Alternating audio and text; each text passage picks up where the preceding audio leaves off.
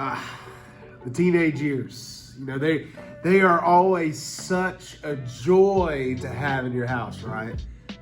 Every second is better than the last. For the most part, it's true, but I'm also kidding, because sometimes you can find yourself in a screaming match with your teenager. I can with my 8-year-old. But here are a few tips to help you get through it. 1, be calm.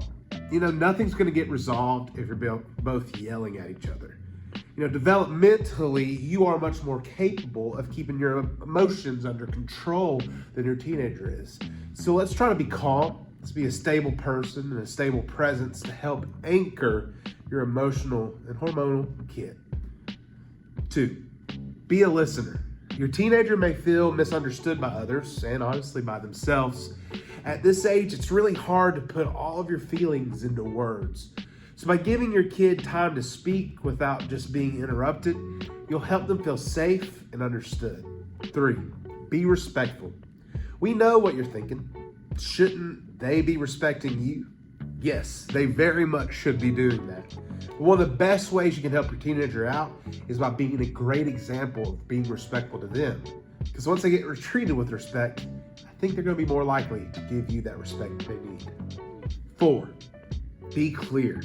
Let's face it, sometimes conflict happens simply because of a miscommunication that wasn't entirely your kid's fault. So let's be clear about our expectations. Let's take ownership when we fail to communicate your expectations clearly. That can go a long way in helping them be respectful. Number 5, be real. As much as we hate to admit it, we don't always know best as parents. So apologize to your kid when you make a mistake, or when you rush to a judgment, or even if you hurt them and their feelings. When it comes to conflict, being real and honest will go a long way in the life of a youth. Y'all, these are just a few tips that I have. I want you to know this: I am no expert. I'm also the father who has done all 5 of these things the exact opposite way. And I still will after this video. But as we as parents try extra hard to communicate with all of our children, I really think sometimes when you have an out of control kid, remember these 5 things might help us calm the situation down and be the example that they need.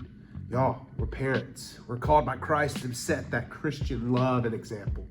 So whenever you're going through some stuff with your kids, and if they're like my kids and they start screaming at us, let's remember these 5 things, and maybe we can be the example they're asking us to be.